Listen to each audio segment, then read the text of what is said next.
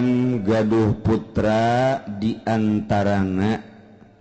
ialah Qabil sareng Habil. Kangjeng Nabi Adam seluruhna gaduh putrana adalah tis'atun wa salasuna 39. Boga anakna 39 Kangjeng Nabi Adam. Dunia sakil legana diesian ku 39. Sedangkan ablag-ablagan sepi meureun dunia eta. Kakarak Kangjeng Nabi Adam, Siti Hawa, haju anaka. Ngan ari Qabil mah, Qabil eta cak sariwayat mah lahirna di sorga, ari Habil mah lahirna di dunia di dieu di bumi. Cak sariwayat Qabil mah Qabil eta kelahiran sorganya nama tah. Qabil ari Habil mah kelahiran bumi. Supaya rada cepet Gusti Allah teh ngalobakeun makhluk, maka ngalahirna ieu Siti Hawa sakali lahir sajodo dua-dua. Lalaki awewe, lalaki awewe, lalaki awe kitu bae tah. Sajodo.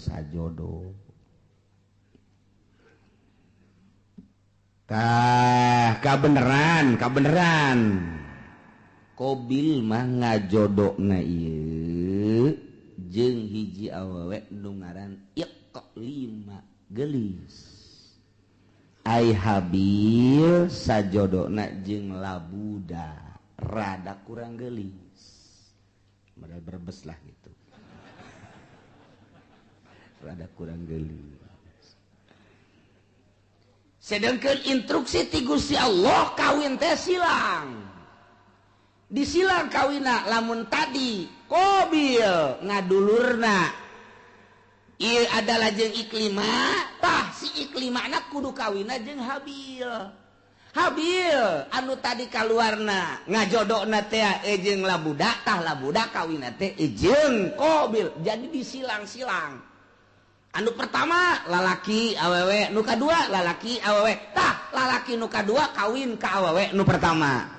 Lalaki nu pertama kawin ka awewe nu kadua. Kitu bae tah silang ulah dikawin kuno babarengan jeung ngalahirna harita. Jadi teu meunang bareng jeung kembaranana. Eta lah hukum di zaman Kangjeng Nabi Adam alaihis.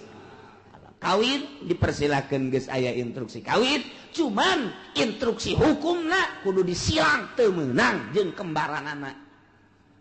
Eta hukum mulai tadi dijata. Lantaran begitu diinstruksikan kawin, umur kakarak 20 tahunan kabeh ge.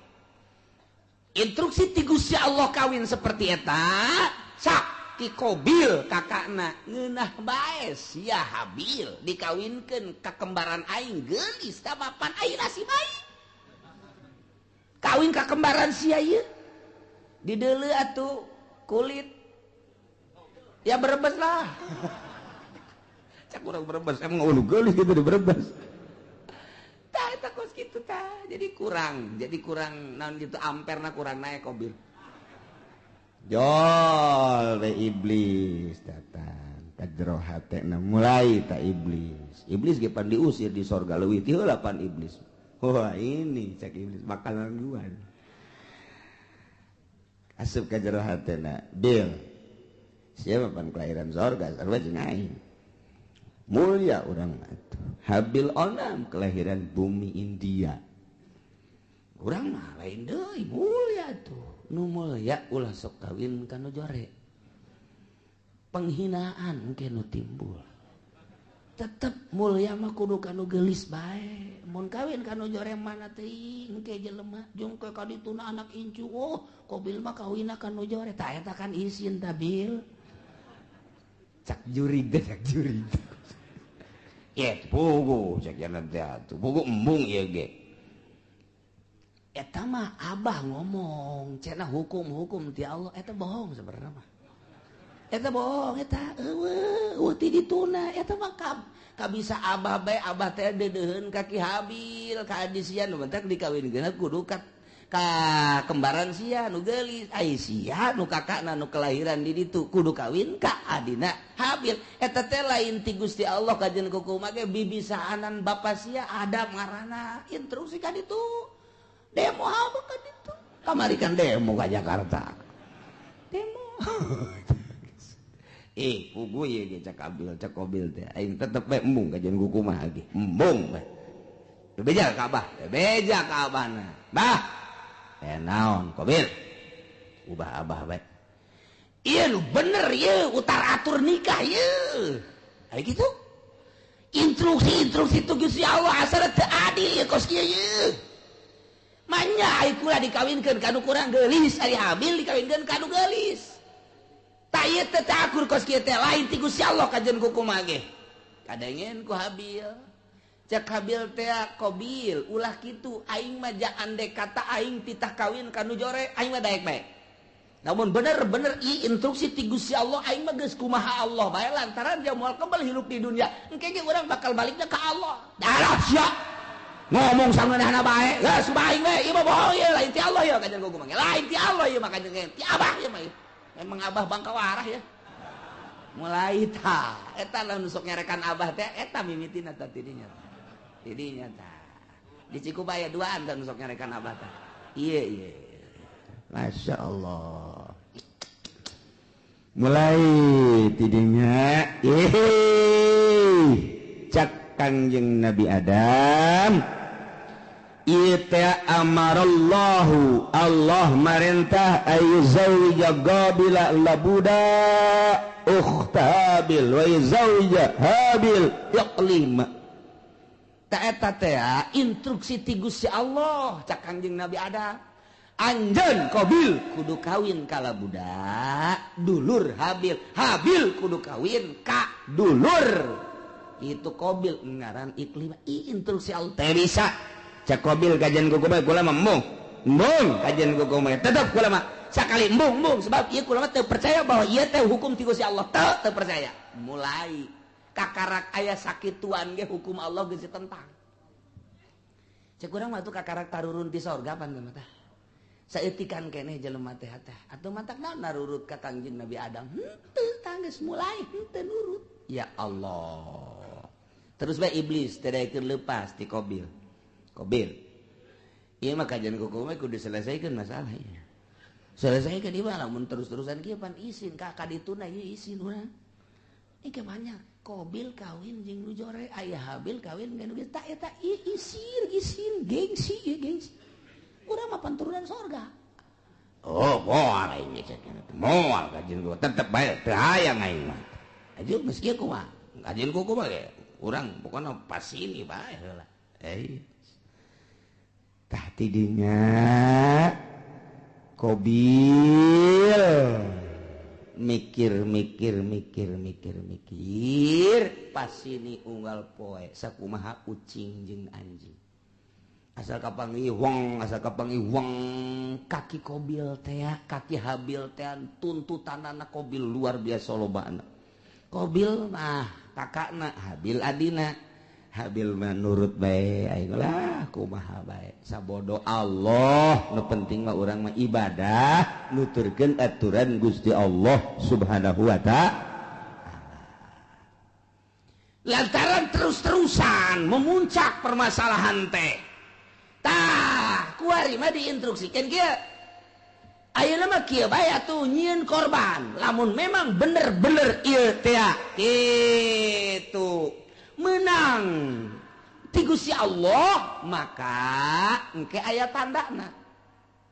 mun maneh teu percaya bahwa ieu teh instruksi ti Gusti Allah sok nyieun dumades maneh ka Gusti Allah taqarrub ka Gusti Allah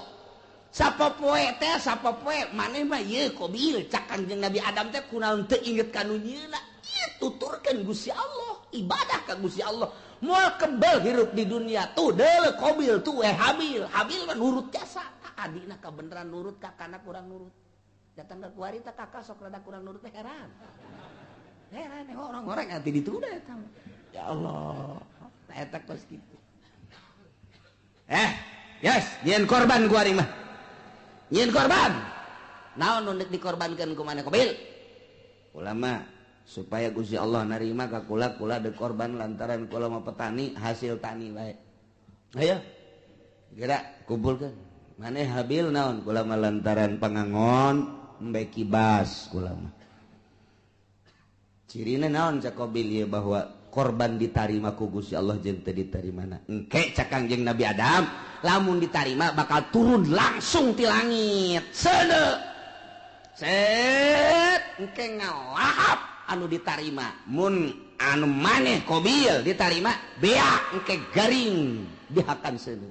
dilentab seuneu lamun nu ieu anu ditarima nu kono Habil nu embe beak ku seuneu kitu bae oke cek nyana jadi geus dikumpulkan kunyana harta-harta hasil tatanian nu dikumpulkeun anak hasil tani mun pare nu pangjorena nu dikorbankeun teh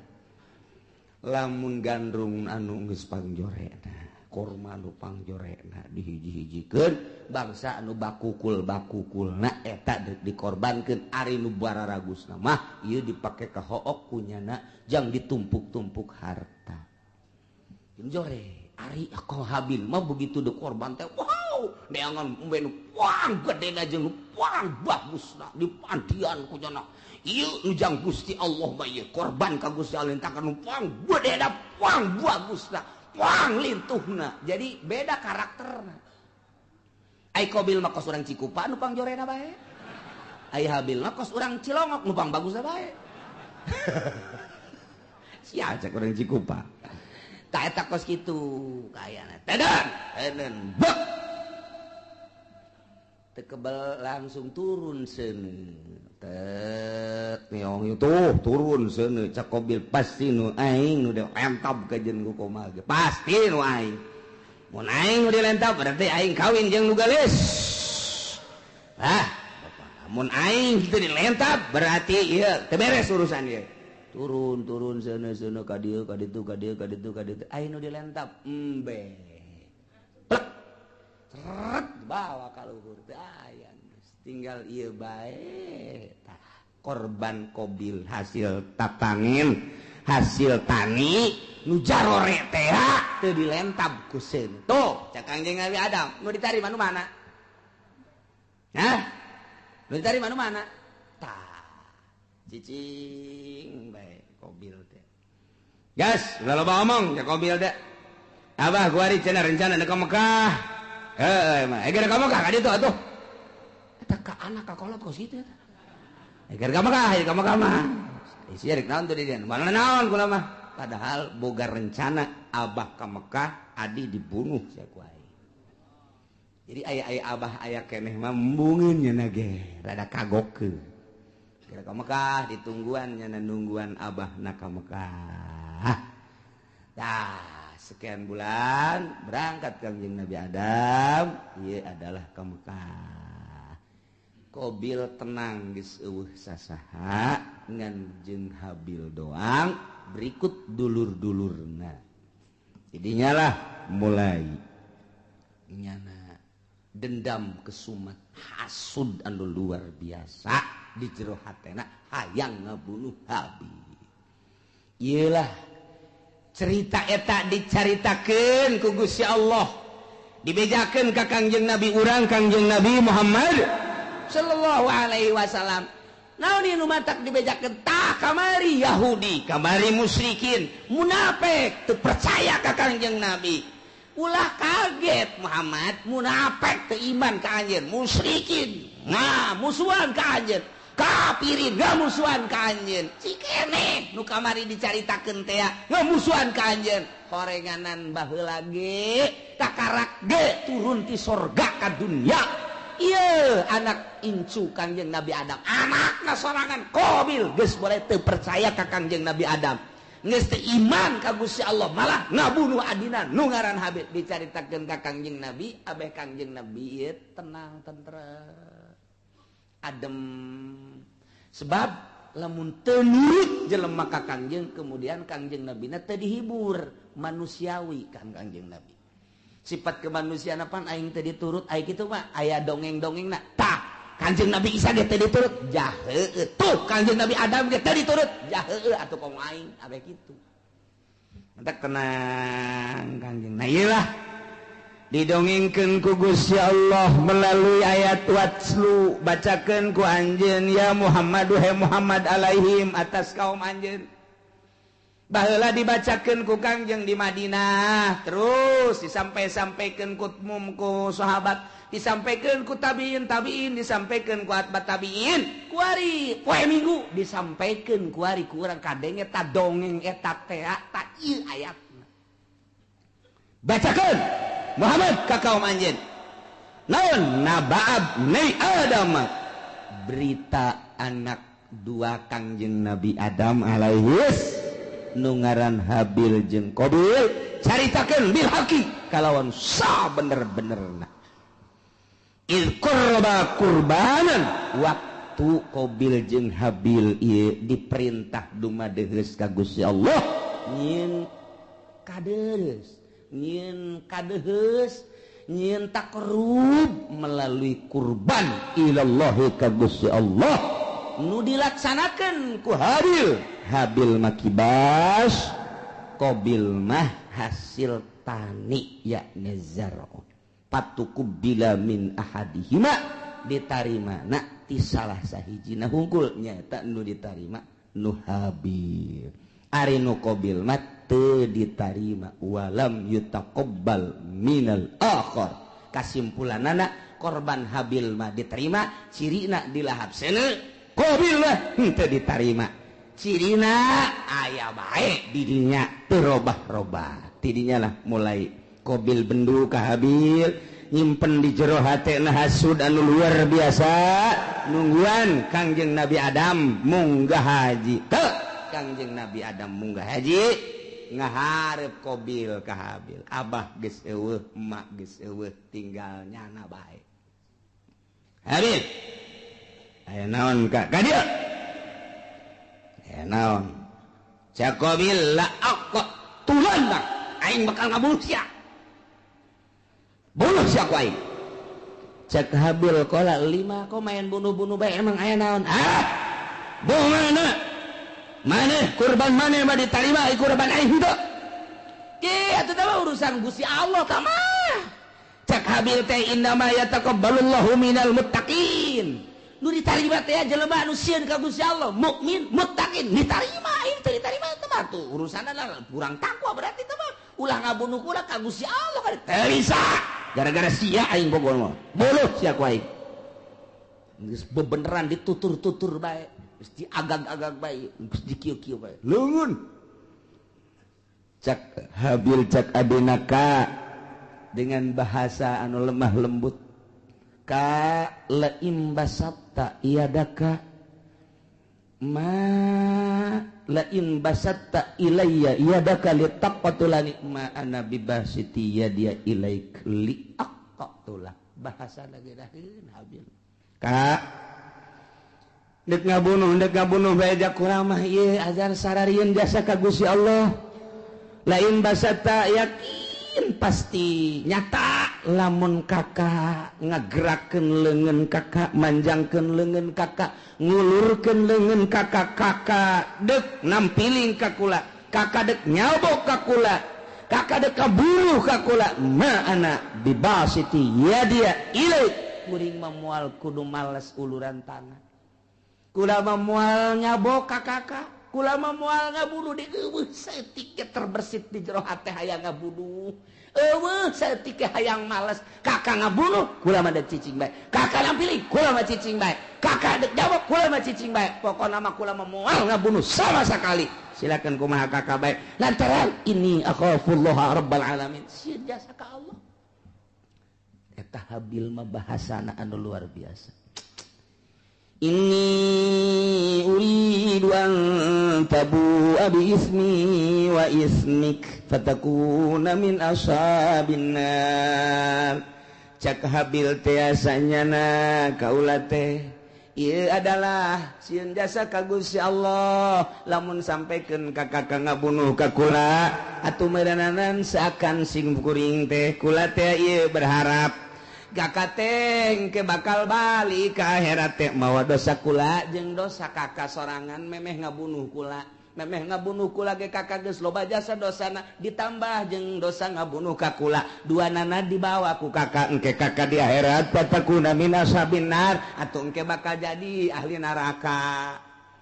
Ta ieu bahasana luar biasa aya bahasa inni uridu an tabua sanyana kaula ngarepkeun kana yen babalik berarti boga harapan lain boga harapan lantaran eueuh maksud males ngabunuh seakan kos nu mengharap nyana teh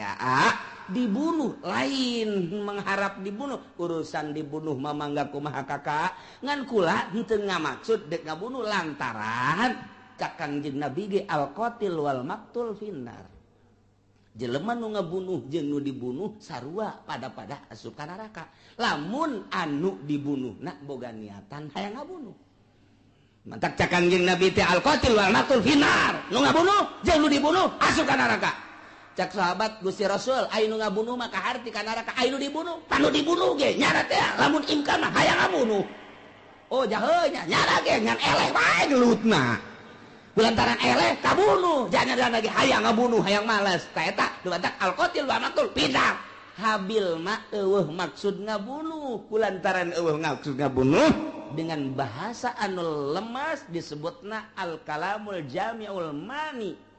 mun cek ahli dilagah mah nu mantak bahasana inni uridu an tabu bi ismi wa ismika fatakuna min ashabin nar geus pihartieunana aduh kakak lamun kakak sampai ka ngabunuh ka kula jakula mah moal ngalawan teu hayang ngabunuh deui ka kakak atuh engke berarti kakak teh mun bali ka ditu teh mawa dosa dua dosa kakak memeh ngabunuh jeung dosa kula atuh engke di akhirat meureun pinuh ku dosa mangga sakumaha kakak bae kula mangan sakadarna nasehatan doang sia ngomong ka situ balang nasehatan sakana wah ini teu bisa diomong ku kumaha masya Allah. Tah gitulah akhirnya kumaha dah langsung ditikem sanggeus sadikit tikem bingung aing ngabunuhna kumaha ieu can aya pembunuhan pan harita can aya pembunuhan cara ngabunuh ngaleungitkeun nyawa artina ieu ku sabab dikumahakeun lah bingung dijotos besi teu bae digebug besi teu bae dikumahakeun ieu dikumahakeun bingung nyana mikiran ngabunuh ge bingung lantaran can pernah aya nu ngabunuh pan harita mah manusia pertama nyana eta anak Kangjeng Nabi Adam anu ngamimitian dek ngabunuh datang ka ngabunuh ge bingung kumaha carana ngalamun bae Habil geus aya bae di sisi dicekelan bae kieu dek dibunuhkeun bingung cara ngabunuhna kumaha cara ngabunuh sok iblis asup deui ka jero hateun aya sia bodoh-bodoh teh atuh ngabunuh bae heseun amat cak iblis teh aduh teu kumaha aja can orang anu dibunuh japan ieu manusia kakara ge urang doang ngomong we nya di jero hate jeung iblis ya kadeulekeun ya deulekeun ya cat bae iblis teh kaluar nu hiji tek hareup ngarupa nya jeung iblis tu saja gelut di barang gelut nu hiji dicekel tek dikahadapkeun terus jokot batu digebukeun blek kana huluna hai oh tak kitu ngabunuh mata jadi dicontohan ku sakadang iblis masya Allah tuh gitulah Qabil teh oh jaheuh babarinya eta iblis nu hiji pae kakana pae geus pae nah Habil ku aing geus bisa sebab aing geus kuliah aing kuliah ngabunuh aing geus bisa saja kuliah ngabunuh nangis aya dosen iblis langsung bae nurutan iblis jadi diperagakeun ku iblis cara ngabunuhna mantak cekel tujahkeun langsung liak nyokot batu nu gede diangkat ku Qabil gejretkeun kana huluna gujret kieu syariat masya Allah gitulah bakal jadi ahli neraka wa zalika jazaa'ul zalimin nyana jadi ahli neraka babalas jelema nu zalimah tidinya lantaran keheul jeung keukeuh bae hayang ngabunuh fatawaat maka ngagoda zayanat ngahiasi lahu ka Qabil nafsahu kana nafsu naqatlahi kana ngabunuh dulurna nu ngaran Habil diperagakeun ku iblis faqatalahu maka dibunuhlah ku Qabil Habil dengan cara diperagakeun kos sakumaha iblis fa asbaha minal khasirin barang geus bae ngalangsa lantaran iblis kalaluar tina hatena ditinggalkeun kabur malah kadenge kaburna ge hayu sia cilaka Qabil cak iblis kan cilaka sia Qabil cak iblis aing geus teu tanggung jawab aing ge ieu doraka setik di sorga turun ke handap baheula kalantaran teu percaya ka adab aing dilaknat ku Gusti Allah sia ku ari termasuk laknateun Allah aing teu tanggung jawab kumaha sia bae Qabil ceurik di dinya kadung ditangkep ku nyana aduh hadi cang nyana ditangkep ku nyana masyaallah ieu aya ku kieu-kieu teuing ditangkep ku nyana bari ceurik nyaah jeung deudeuh diciuman geus paet kakak kudu kumaha ieu teh kudu kumaha jelema geus Kangjeng Nabi Adam Siti Hawa ka Mekah adi-adina jararo tinggalnya na doang duaan ditangkep kunyana geus dibunuh mah lantaran iblis tak kalaluan mana teuing luar biasa sedihna Qabil harita neuk minta tulung ka mana ngan sakikituna jelema dibabawa kunyana dipapanggul kunyana ku deudeuh jeung nyaah deudeuh jeung nyaah dipanggul tok ka Masrik 60 kilometer mamanggul bae dipanggul deui ka Magrib 60 kilometer bulak-balik lantaran deudeuh jeung nyaah masyaallah kudu dikumahakeun atuh ieu adi diciuman deui dipanggul deui dicium deui dipanggul deui dicium deui dipanggul deui eta sakitu geus luar biasa 40 poe cak sakol maki kituan bage iblis asup deui geus dibunuh mah ulah sakaduhung-kaduhung moal hirup deui kajen kumaha moal hirup deui kudu kumaha tuh ieu kalanjutanana sedengkeun Kangjeng Nabi Musa jeung sahabat-sahabatna yane kaum Bani Israil na diinstruksikeun tindak asup ka negeri eta di mana eta negeri teh yakni kitu Palestina terus datang ke Syam Syria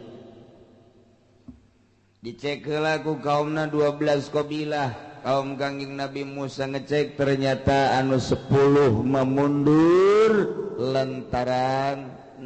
lawan anu luar biasa geledek jeung jarangkung ngabejakeun ka kaum-kaumna teu sanggup kami kudu berangkat ka negeri eta lantaran urang kadinya meukeun nyawa tapi nu dipumping ku Yusa bin Nun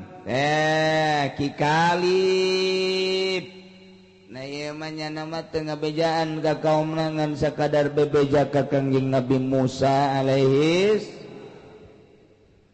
bebejanya naga Kangjeng Nabi Musa dia kaum tegolode mah Kangjeng kumaha ulah nala gedena Kangjeng Nabi Musa pokokna mah urang berangkat lawan sebab instruksi Allah moal pati-pati urang diinstruksikeun ku Gusti Allah lamun memang ieu urang bakal cilaka moal kajen kuku kajen teh jarangkung gede pasti ieu tanagana mah lembek kitu cak Kangjeng Nabi Musa moal pati-pati orang diinstruksikan asup kadinya kita ngalawan jelema-jelema nu aya di dinya kecuali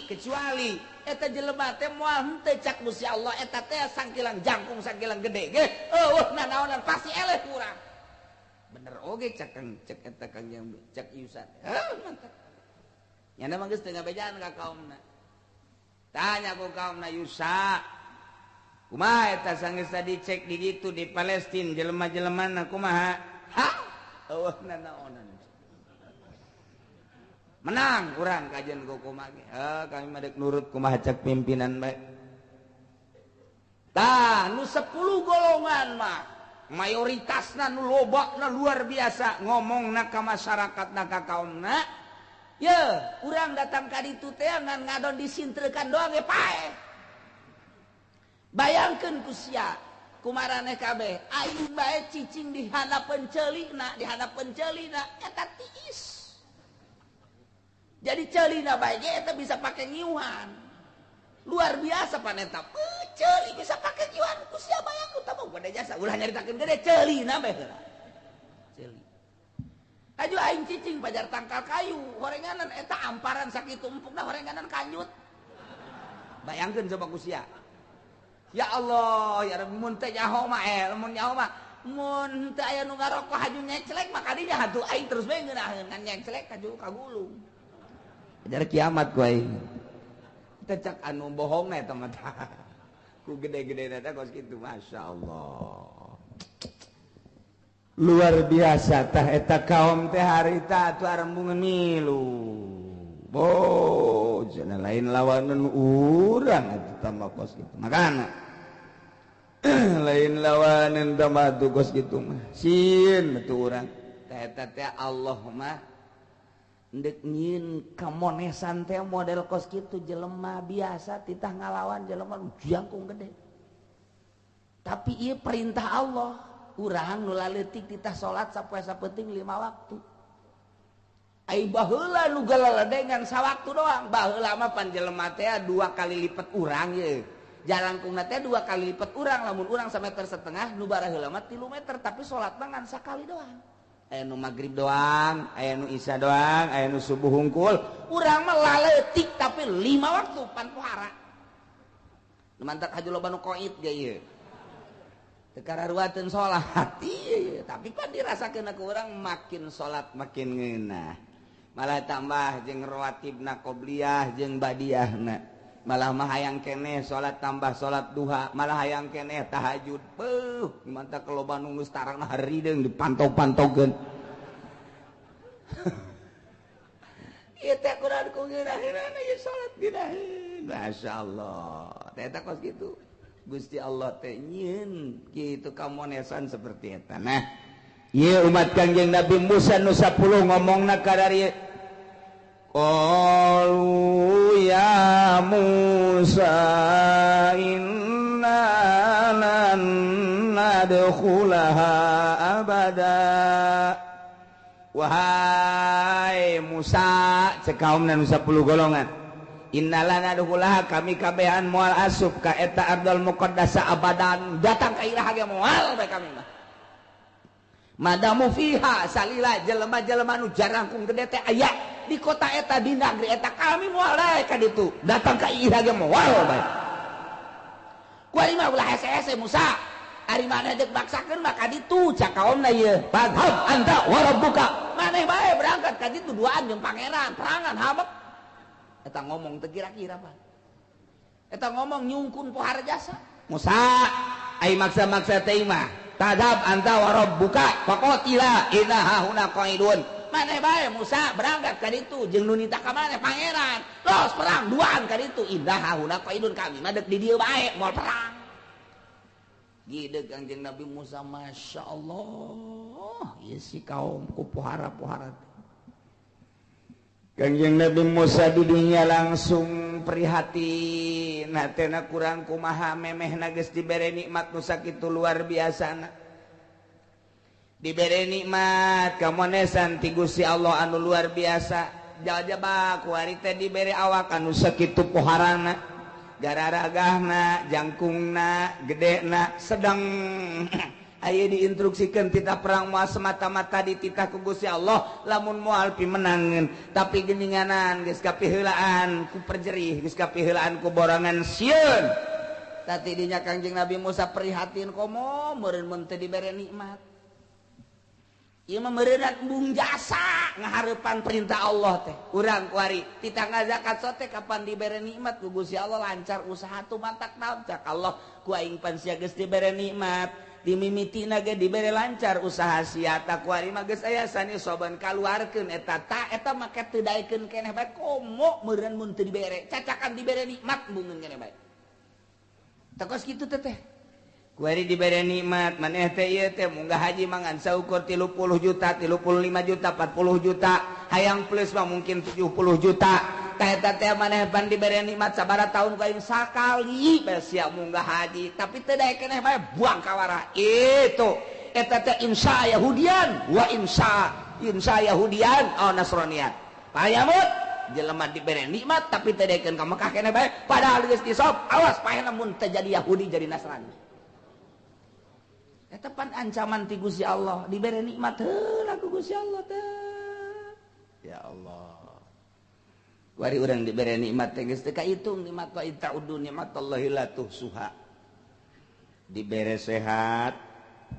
diberi boga mobil, diberi boga motor, pamajikan geus sehat, malah marencana dek nyandung di jeung urang Lampung, mun teu kanyahoan kuno kolot mah. Nah, eta teh apa nikmat tah. Mantak naon gunakeun kurang pakai ibadah, ngaji. Keur teu ngabesan mah heula ngaji.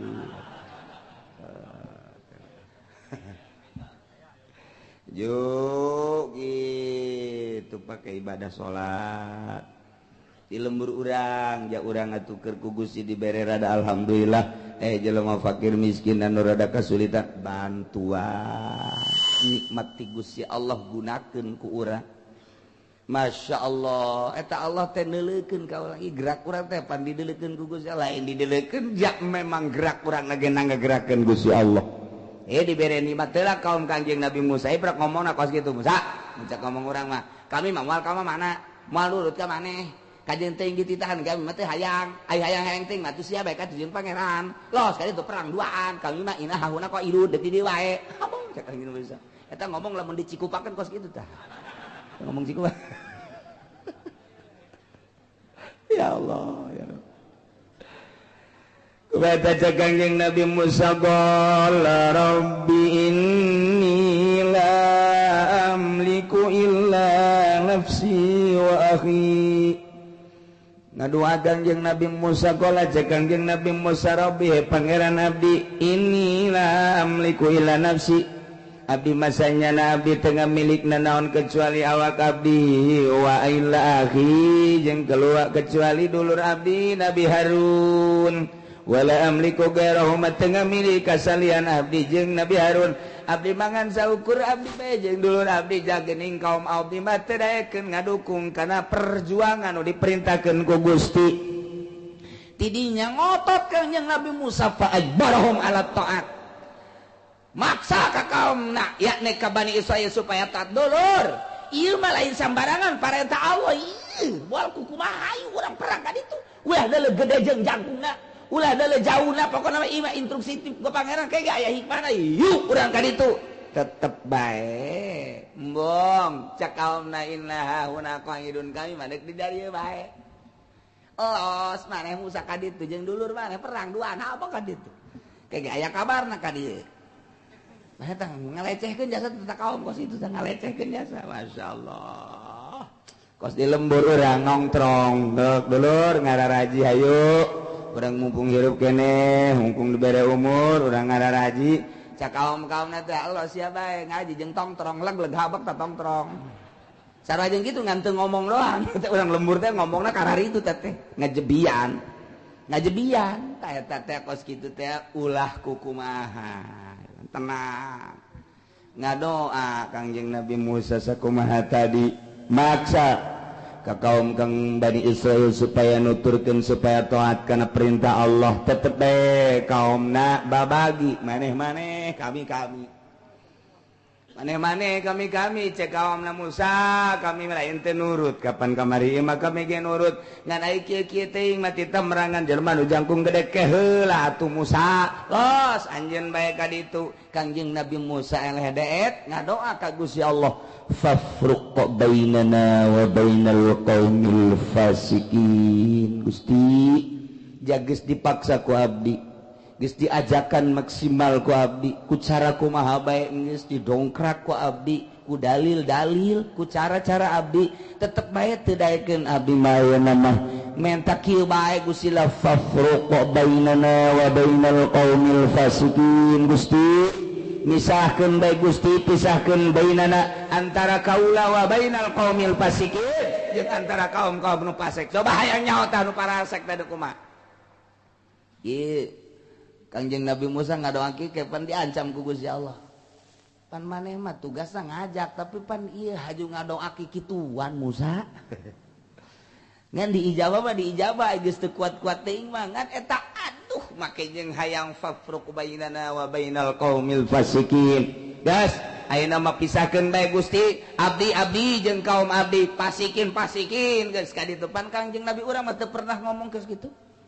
teu pernah ngadoa kos kitu Kangjeng Nabi urang mah diciduhan Kangjeng Nabi urang mah ke geus kaluar ti dinya kakarak diusap unggal deuk salat subuh diciduhan tenang we Kangjeng Nabi ke diusap unggal deuk salat diciduhan hiji waktu eueuh nu nyiduhan Kangjeng Nabi panculak jeung ka mana ieu nu nyiduhan teh ke muriang apa naon cek cenah teh ieu nu nyiduhan eueuh manta salat subuh teh tuh haju bae panjenengan teh neangan Kangjeng Nabi Muhammad teh neangan nu nyiduhan teh ka mana barang utara gering muriang bener kula biasa diciduhan istiqomah cek Kangjeng Nabi teh ye aju eueuh ka mana ieu kula cenah muriang hampura Muhammad poe ieu mah teu bisa nyiduhan cek teh kula cenah nina ngasana cek Kangjeng Nabi teh be Muhammad diciduhan bae maneh mah maneh teu nanaon geus lah walau mah kuali mah kulantaran diciduhan maneh teu ngalawan kula deuk asup Islam kuali mah asyhadu an la ilaha illallah wa annaka Muhammadan abduhu wa rasuluh deuk kumaha deui Kangjeng Nabi teu pernah lamun urang keur liwat aya nu nyiduhan goblok meureun sia aing teh nyaho urang bojong tolol meureun sia aing eleh turunan aing ge bojong loba kene goblok geus kakarawat bae encan gelut cadaon huntu geus umplak kakarawat eta kos kitu urang teu leuleuy urang mah teu deudeuh urang mah pugu eta teh sabenerna mah teu nyahoeun pan nyiduhan komumun nyahoeun di Banjar pondok 2 tingkat satingkat 2 tingkat isuk-isuk teh pondok Dararopi bae kitu tah urut peuting teh kopi pan aya keneh di dinya atawa urut kopi peuting teh diucek ku cai panas urutna dek dipicen ka jandela pas kiai liwat ka dinya kenapa kiai ka dieu eta kiai sugan tangga sugan henteu kukurung we ka dieu kitu tah Masya Allah nyaho-nyaho teh itu nu liwat kena kopi ku sanya ku sia saha itu si jelema di dalam orang kiai atuh lamun urang bojong jadi kiai na goblok aing kiai ye kudu disimbreh ku kopi aing goblok sia diancam sia ku aing murid pantungtuna mah teu beres eta kos cara aya hiji pondok pesantren santrina aya meureun 20 mah santrina teh sok ngalaan nangkang ora disayurkan ku santri gitu papan tolol sia ka dieu deuk aja pada kalanang ka aing hah deuk kalanang ka aing bersih jadi pamalingan ka we meureun teh bubar sia kabeh awas sia ngalanang ka aing tolol mereh henteu naon henteu bubar santri bubar eueuh santrian Masya Allah ayah Banjar mah pan eta lain kos gitu tangkal kalapa kunyana geus dihalalkeun bisi aya santri urang mana bae jeung saha bae haju ngalak ka kalapa ayah teu bebe jadi halal eta pohara jadi kiai teh mantap atuh geus dihalalkeun kitu tuh santri sadaek da tuh ngan teu dituar doang tangkalna Masya Allah eta kiai tuturkeun mah kos kitu mantap kula inget bae mantes pesantren di Garut ya deuk pesantren ka mana ulah sakal marum ka ditu bae ka Banjar bae ih hayang ka anu hayang ka ulang geus kadinya bae teu nyaho sasakalana teu nyaho sejarahna kadinya bae pesantrenna kadinya datang kadinya pan karolot kiaina karolot ngaji bada Isa teh diajengan kakak almarhum Batul Muin jilid 2 bismillahirrahmanirrahim hes santri mayak hes kabeh ban kula mah anyar ji cukup ini berjamaah hes merenya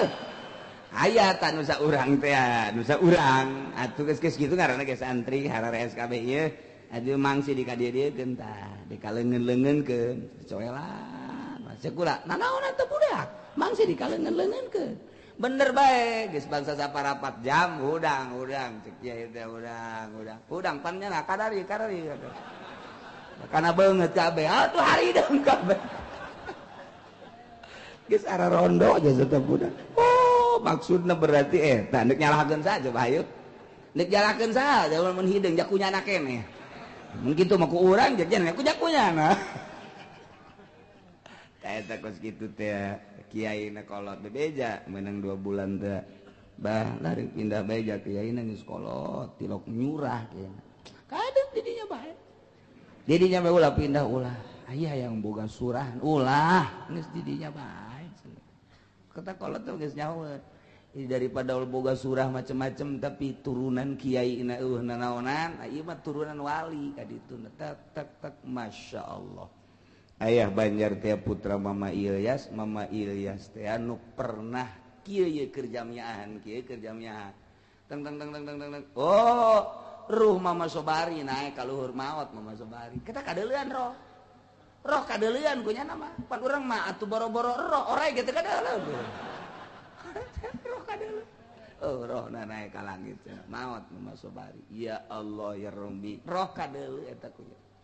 Mama Sobari teh murid Mama Khalil Mama Khalil Bangkalan teh jadi deket jasa nasab ilmuna ka para wali paingan titeh didinya bae orang kos kitu ayah mah teh tanggal kalapa nu ieu kabeh beusi ku santri diaralaan halal caknya teu kudu bebe jadi bahkan loba empangna pannya lauk emas geledek beusi aya santri nu ngaralauk halal keneh we atuh santri bae akal bae ku santri unggal poe ngalahan lauk guru nanti dijualan doang ka lauk eta gua ku soleh nah ieu mah kakarek ngalagori bae goblok sia ka dieu sia da gaji amil pada kalahan gori pamalingan sia balik sia atuh balik kabeh santri ngan 15 balik kabeh eta geus kitu jadi leuleuna pohara madak Imam Abi Yazidil Bustami ditanya ku muridna mama abdi marek naros bae saumur hirup ieu nu paling bungah naon 2 ceknya saumur hirup ku nu paling bungah 2 naon kahiji cenah kula eta keur di masjid datang aya nu nampiling bae jebret ngeunaheun cek nu nanya sia nampiling eta nikmat jasa cek jana teh ngeunaheun Masya Allah. Nomor kedua kula keur cicing di sisi aya nu nyiduhan blok ka dia kabeget asana nikmat 2 seumur hirup nu nikmat teh eta sebab didinya lah kula diangkat jadi walina naik derajat teh ketika ditampiling ceger oh ieu gerak Allah langsung naik derajat begitu kula sakali deui keur geus manteng ibadah ka Gusti aya nu juduhan juplok bae kula sadar ieu teh gerak Allah langsung bae naik jadi kutublek eta lah kanikmatan kula urang mah teu nyaho maknana sih di ciduhan teh atuh nu nyaho nu kadeuleuna atuh silak besi cibande geus kieu-kieu emang aing geus kebal teu ngalegel jelema teh jauh mana lamun nyaho manana mah urang keur dimuriangkeun teh keur deuk diangkat darajat tinggal narimana sadar apa teu sadar ditampiling teh gerak Allah teh urang teh tinggal narimana bae kumaha mun narimana sadar sasadar-sadarna ieu teh moal semata-mata ditampiling lamun teu digerakeun ku Allah naik derajat urang lamun urang hajo nyileuk tolol meureun sia turun derajat urang mun urang geus diangkat jadi wali turun mun encan jadi wali mah merosot tamah atuh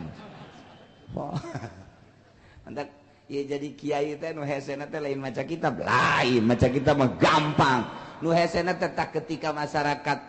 ngomongkeun ka urang teh kiai kos kitu dituturkeun ulah kiai ondo tah mah tah eta teh narimana urang alhamdulillah meureun manan kitu ge eta teh nang gerak Allah aing teh teu bagus ber naik derajat urang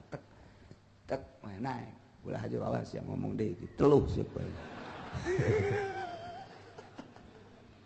ilmu etana nu hese mah ilmu maca kitab maca kabeh gebara bisa tah ketika di lembur teh aya nu ngahina teng kumaha sikap urang ka mana ieu loyogna batin urang masyaallah sedengkeun kabeh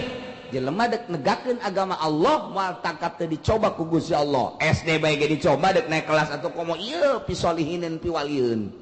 Coba ku Gusti Allah lamun bisa ngulinkeun batina sadar sasadar-sadarna narima naon keputusan ti Gusti Allah. Urang aing ngadoa mah bisa bae narima teh kitu dan kitu ngaranna ba'dal qada kitu narima ba'dal qada ngeunaheun jasa ta doa ti Kangjeng Nabi teh supaya bisa narima sabada diputus ku Gusti Allah ulah ngarasula eta ngadoa mah ngeunaheun jasa ta teh tapi ketika praktekna coba tah ketika dikodokeun ku Gusti Allah gering dikodokeun ku Gusti Allah loba nu ngomongkeun dikodokeun ku Gusti Allah teh aya nu nyatruan kumaha sikap urang tek eta nu hese na deuk naik pangkat teh kos kitu. Kanjeng Nabi Musa ngadoa fafruq bainana wa bainal qaumil fasiqin Gusti geus jawarapan Kanjeng Nabi Musa mah mantak doa lagi kos kieu atuh dah Kanjeng Nabi Musa mah terkenal jasa jadi lantaran boga lawan Firaun jadinya nama luar biasa ieu nya Kanjeng Nabi nya Rasulnya jadi jawara ieu na ge teu kecekel kuduan nya gede sebab lawanna Firaun Pak mantak ngomong lagi capetan Kanjeng Nabi Musa mah jelema tangkas gagah sebab disesuaikan jeung lawan. Kanjeng Nabi urang mah leuleuy jaahan deudeuhan asihan boro-boro kanu bager kanu teu bager ge boro-boro kanu nurut kanu teu nurut ge masih keneh didoakeun keneh bae. Masyaallah alhamdulillah urang boga Kanjeng Nabi Muhammad sallallahu alaihi wasallam anu di mana engke hudang teh lain mikiran sorangan umat kula mana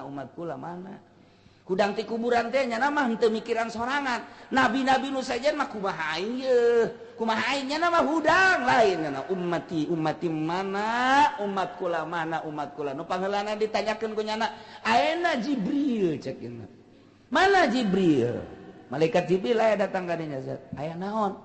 cak Kanjeng Nabi Abu Bakar mana Sayyidina Abu Bakar Umar mana Utsman mana Ali mana tah ditanyakeun maksudna deuk lawan ieu umat geura tulungan hayu geura kabeh tah eta mikiran umat pan pohara jasa mata rugi lamun kuari teu loba maca sholawat ka Kanjeng Nabi Muhammad sallallahu alaihi wasallam rugi jasa lantaran teu kadeureus sinarna lamun urang sering maca sholawat mah kadeuleus tuh urang Cikupat tuh sering maca sholawat tuh ngan budak teu bagus jeung maca sholawatna ya. Kunaon hayang naik pangkat. Kadeulean ku Kanjeng Nabi ya Allah. Mata kieu ngadoana pohara Kanjeng Nabi Musa lantaran jawara. Aju boga lawan Firaun, menang jeung Firaun teh ieu kaumna kuari buang kawara teu nurut kana instruksi ti Gusti Allah nu disampaikeun ku Kanjeng Nabi Musa alaihi salam tah geus bangkawara aja saya teman ngomong. Wah tah geus kieu bae babai cak kaomna atuh ayeuna mah lah cak kaomna ieu idab anta anjeun bae Musa warabbuka jeung pangeran anjeun kaditu pakotilah hauna inna hauna qain perang maneh duaan kami mah deuk cicing bae di dieu pan eta ngomong lain lalagaan nyungkun anu pohara jasa ngejebian anu pohara jasa sia kaditu mantak Kanjeng Nabi Musa setelah maksa supaya taat tetep bae taat ngadoa fafruq bainana wa bainal qaumil fasiqin Gusti pisahkeun antara abdi jeung kaum buang kawar para rasek pisahkeun hayang nyaho coba tungtungna beakan amat Musa cek Gusti Allah tengah doa ai geus eta nurut Musa beakan abah ye tapi ku Allah diijabah qala fa inna muharramatun alaihim 40 sanatan yatihuna fil ard fa innaha cek Gusti Allah qala ta'ala lahu ngajawaban doa Kanjeng Nabi Musa fa innaha sanyana Abdul Muqaddasah yakni Palestina Syria terus ka ditu muharramatun alaihim diharamkeun ka Bani Israil nu bangkawarah ka pasikin-pasikin kudu arah asupnya na kadinya moal bisa asup antepkeun bae 40 sanatan 40 tahun nya moal bisa asup kadinya antepkeun Musa 40 tahun yatihuna yata'ayyar bakal dibere bingung bae kaditu moal bisa balik ke moal bisa Muncak urang mah yatihuna teh kasarung cek bahasa wetan mah. Di urang mah kasarung teh artina katalimbang. Katalimbang kadinya deui tah kos potongan bapak katalimbang. Kadinya deui kana kolot deui katalimbang ngaranna eta. Mun nyawa katalimbang eta. Kasarung cek bahasa priangan mah kasarung katalimbang bingung kadinya deui liwat kadinya deui ta eta teh bakalna kos kitu dalekeun Musa lantaran maneh geus ngadoa fafruq bainana wa bainal qaumil fasiqin ku kaula eta kaum nu buang kawara teh bakal dibere ka sarung katalimbang balik moal bisa kaditu moal bisa 40 tahun katalimbang 40 tahun. Abu Nawas pas perapatan kata limbang kumaha Abu Nawas tenang aya kena cara kumaha carana panon lain kumaha tuh carana maka hitung-hitungan lain kumaha porosotkeun calana sia pam peler sia nu gede mana Abu Nawas mah aya deui bae pam tah nu gede mun kakaler berarti urang kakaler nu bener ya bener aing mah porosotkeun nah ieu gedean dua kakaler yuk cak nyana teh ieu hitung-hitungan di mana ya kos kieu lahir Abu Nawas atau kasir. Mantap kurangnya gitu, lamun set kayak kasarung atau kata limang cekel keler, mana yang nu rada gede. Ai pas kabeneran urang nyekel nu babaturan burut, iya nu gede mah. Ya Allah, aya beda Abu Nawas. Dah ieu. Fa innaha muharramatun alaihim 40 sanah yatihun filat bakal bingung nyana bakal kasarung nyana dirinya katalimbang bolak-balik dirinya bae eta teh kira-kira katalimbang teh adalah 40 sanah 40 tahun bener bae eta cek Gusti Allah fala ta'sa 'alal qaumil fasiqin Musa fala ta'sa ulah putus asa anjeun ulah prihatin anjeun terhadap kaum-kaum anu parasek geus ulah dipikiran maneh ibadah ka kaula ajak umat anu nurut jelema-jelema anu teu nurut ka anjeun nu pasek fala ta'sa ulah dipikiran atakeun konsep ieu urang ge kitu ajakan masyarakat sekali dua kali hayu sing leuleuy ajakan geus bener-bener buang kawara kita ulah main bae kita ulah ngadu kotok bae malah mah kiai na ge dititang adu kotok deui. Ayo kiai ka dieu, hayang nyaho ieu, pale heula ieu kolong. Hayang naon pale? Pale mah di kiai ge diseket-seket heula. Hayo pale heula. Kiai na dititang, pan eta bangkawarah jasa. Kiai teh ditang adu kotok, ditungtung mun teu awas golok ieu sia. Tadi hiji tempat mah pan kos kitu eta, tinggal kiai bae atuh. Kebal-kebal haju kiai na ge resepan. Teh ieu keur carita dakwah. Nah, ieu konsep fala ta'sa 'alal qaumil fasiqin. Ulah bingung ku sebab kaum fasik. Ulah putus asa ku sebab kaum anu fasik. Maneh mah maneh bae. Yuk menuju ka Gusti Allah. Nuturkeun aja nu teu nuturkeun. Urang kos ngabangun masjid. Ngabangun masjid teh engke ge aya bae nu kernak-kernik ngomong teu pararuguh di lembur teh. Ngabangun mushola kitu keneh. Encan kabadanan mah komo ta eta teh ulah didengikeun jelema hiji ulah geus kajen fala ta'sa 'alal qaumil fasiqin nu hiji pasek antepkeun urang mah terus bae kege nyana ku galedeg gege artina maknana engke makna kos ku galedeg kumaha alum engke ge antepkeun bae geus urang-urang bae ngabangun jadi titah ku Allah ieu sakawasana samampuhna ke jelema nu nangtangan nu ngomong macem-macem teh deleukeun sebab hakikatna mah lain ka kiai berarti nyana anti ka Gusti Allah asal geus anti ka Gusti Allah nentak ka Gusti Allah tinggal dideleukeun bae tinggal dideleukeun tah ieu fala ta'sa 'alal qaumil fasiqin pasek berarti nyana teu ngadukung kana siar-siar agama Allah antepkeun deleukeun coba hayang nyaho tungtungna tungtungna mah pararah ieu kabeh. Atuh pararah ngana pae nu ngabangun ge pahieu. Ngan ge di akhirat da bakal kadeuleu jeung ka tempat. Da ieu keur leuletikanana belah dieuna nyeun pondok pesantren. Pondok pesantren teh kadeuleuna mah kos didukung bae. Tungtungna mah mitohana bae ngalawan. Mitoh acak mitohana di nyeun pondok mah di dieu bae ye, ceng di dieu ye. Geus di dieu ye. Geus alhamdulillah tanah abah masalah aja. Sia teh atuh pan salaki anak abah. Geus ane teh anak abah. Sia anak abah geus di dieu tah. Geus ngariung diajak sakali doang teu kaajak ka mitoha.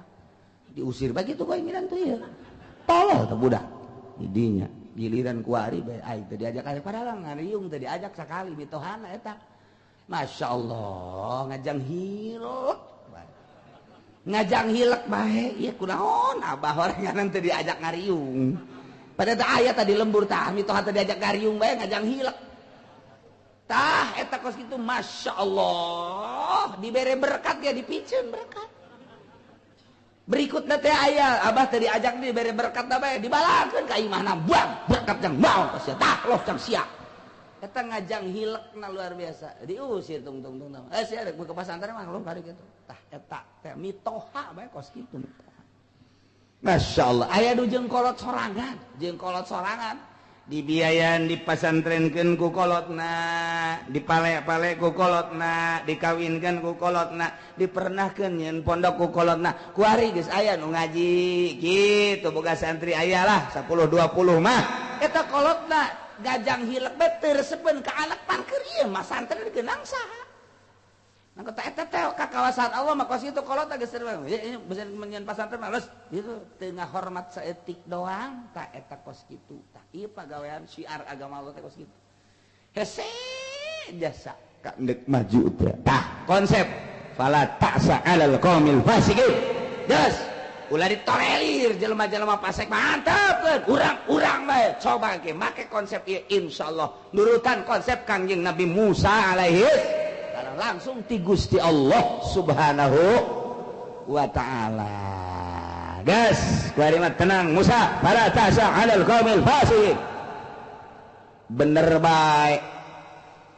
eta begitu Kangjeng Nabi Musa menang jawaban diantep ku Kangjeng Nabi Musa eta kaumna didinya tadi jurang ti kebingungan kasaru urang ka mana dek balik ye caknya yuk urang baralik ayo urang balik Kangjeng Nabi Musa jeung Kangjeng Nabi Harumna kemudian nya nama atuh cicing bae duaan ngajauhan ti kaum eta berangkat ningali daerah Ardul Muqaddasah iya kaum saya orang balik berangkat balik ka dia ya berangkat mimiti ba'da maghrib kunaon subuh aya di dinya deui pan urang aya di dia deui salah ya ganti pemimpin sia ka mana ieu balik urang ka ditu tuh ka arahna ka ditu ih jalan ka ditu kajen kukungnya ya berangkat tas subuh maghrib aya di dinya deui kitu bae 40 tahun coba eta kakawasaan Gusti Allah mah endek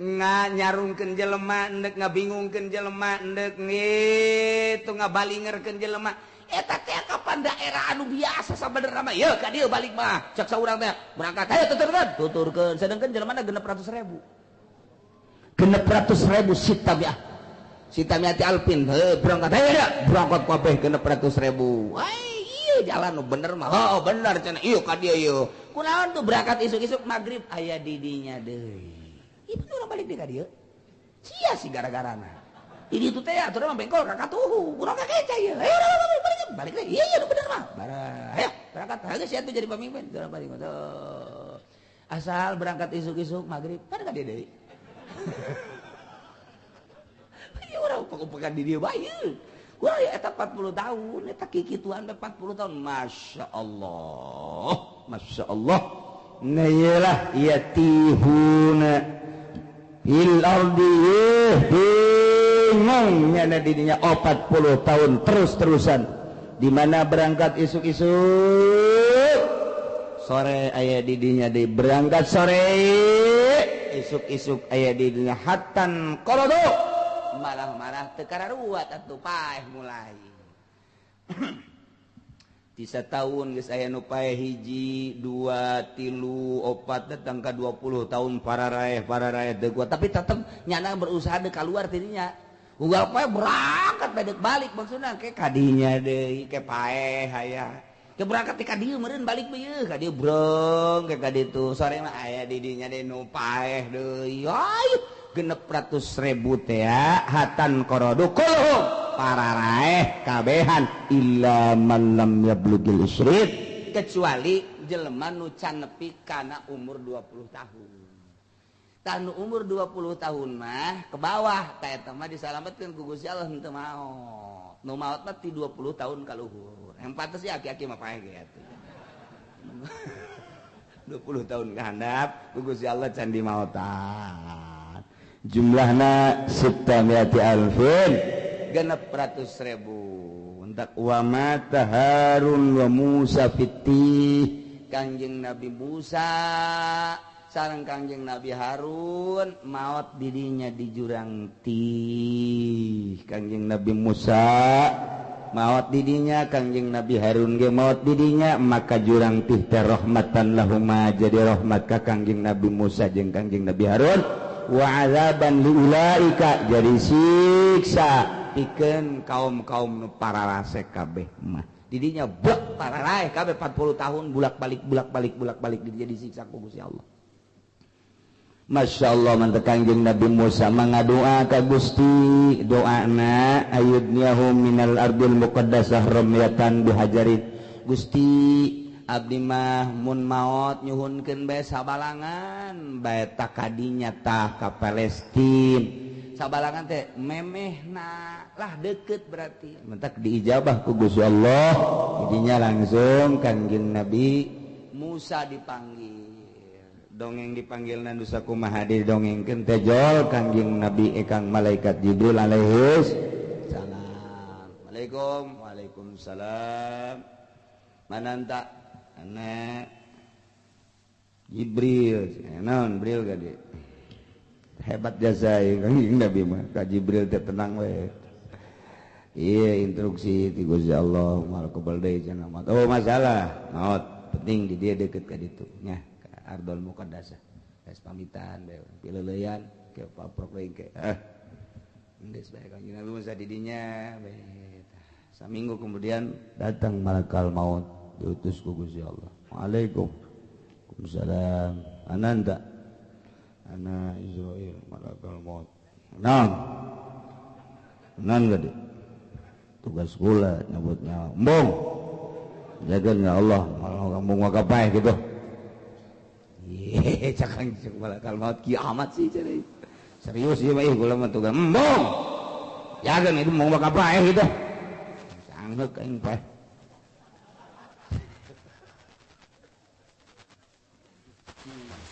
cek malakal maut kula mah ieu tugas tugas bejakeun ka ditu embong maka kitu laporkeun nu ngaran Musa moal wakayang pae bejakeun cek malakal maut aing kumaha bebejakeun ka ditu aing bisa dicarekan cenah ku Allah ieu. Ngadoa Kangjeng Nabi malakal Gusti, hamba Gusti. Ngaran Musa teh Nabi Gusti, Rasul Gusti, diinstruksikan maot pae embungeun ja. Kudu kumaha kula mah bisi kasalahan embungeun. Kumaha Gusti? Hai embungeun mah bejakeun bae.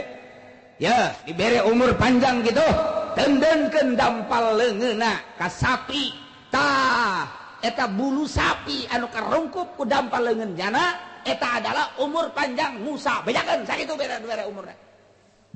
datang deui Waalaikumsalam nyambut nyawanya lain nambahan geus lapor ka Gusti Allah jamahan sakumaha cenah hayangna sakumaha mung setahun 2 tahun mah panjang cak Gusti Allah hayang panjang umur masalah dampal leungeun tendeunkeun ka sapi ka nyeplek tah eta bulu sapi anu karungkup ku dampal leungeun anjeun eta umur maneh sakitu atuh loba meureun mah ribuan tahun heuh sakitu alamun geus beak mah paeh keneh bae jadi paeh keneh mah kuari bae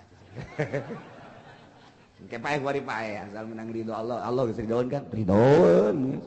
geus kuari bae nu bener ieu beusi ngamuk engke pan ngamuk bae bener Kangjeng Nabi mah moal ngamuk moal geus ridho jasa ieu kuari ridho pan kamari hayang atuh mah hayang panjang umur bae heulanan pikiran ngan ai panjangna ribuan tahun engke bakal paeh-paeh keneh balik naon kidinya ngising didinya geus kuari bae bari bae di dieu teh ta ieu hayang saromyah minal adil muqaddasah sabalangan ka adal muqaddasah geus di dieu cukup di dieu deukeut berbaring kanjeng Nabi Musa langsung dicabut nyawa cak kanjeng Nabi Musa jeung geri oreng ngomongnya nama keur cabut nyawa ngeri sudah teh geri cak lagi geri jasa aduh masyaallah lalaonan atuh ieu sakieu teh panglalaun aya waduh leuwih laun ti kieu cak eta lalakon kanjeng Nabi Musa mah kos kitu teh nya geus laun tah masyaallah cenah pohara ya mah oh cabut Allah amanatnya na ka kaumna ka kangjeng Nabi kanu sejen-sejena ka kaum ka Yusa di mana kuring maut didinya kuring kubur hampir kitu Nabi makos kangjeng Nabi urang di mana kuring maut didinya kuring kubur mantak mautna di bumi Siti Aisyah didi jadi kubur dan tah kangjeng Nabi urang ge di tempat maut didinya dikubur ieu ge kangjeng Nabi Musa didinya dikuburna urusan biasa terus salaten dikubur didinya nah maka peti kanjeng Nabi Musa petina nolol tah sekitar bangsa 20 cm baheula mah 20 cm eta teh diurugan di zaman kanjeng Nabi Musa na diurugan ngan ku Gusti Allah supaya kanyahoan eta taneuna asal diurugan eueuh deui luhurna 20 cm jadi katingali bae ke diurugan deui ku masyarakat ieu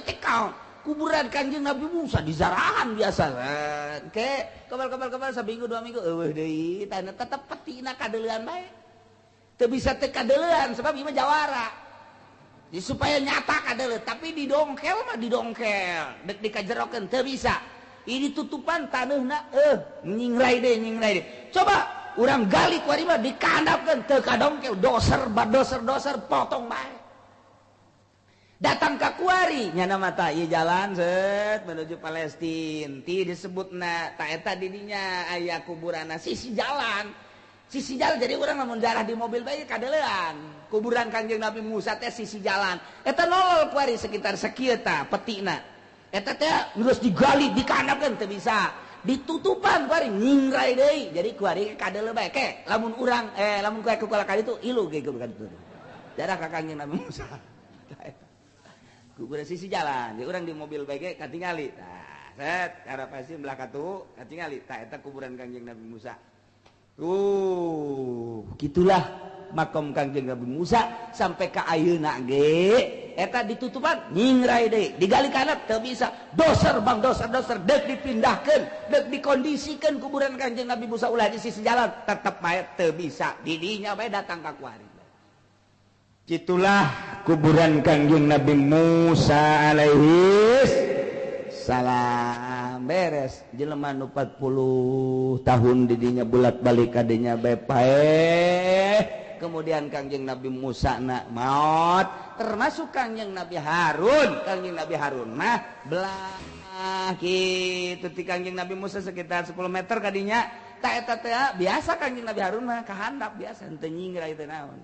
malah cak sariwayat mah eta teh geus dipindahkeun ka dieu ka Yaman tapi cak sariwayat mah henteu aya nu ngaku di Yaman kuburan kanjeng Nabi Harun cak sariwayat di Yaman dihijikeun kanjeng Nabi Daud kanjeng Nabi Hud kanjeng Nabi Harun di Yaman aya perkuburan para nabi-nabi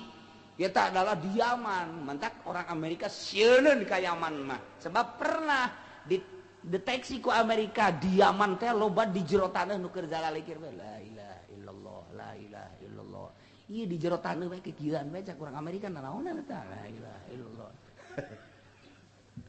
sieun teh ya negara leutik tapi dipake ka sieun Indonesia mah dipake ka hayang jasa ku Amerika nu mentak dicumbu Indonesia mah dicumbu ieu teh ieu nu didahar ku urang jeung nu dibawa ka Amerika hampir bagi dua bahkan leuwihan nu dibawa ka Amerika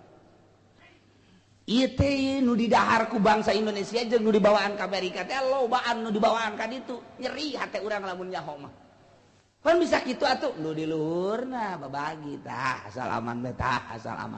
asal aman bae masyaallah mandak makin jadi presiden makin nikmat luar nikmat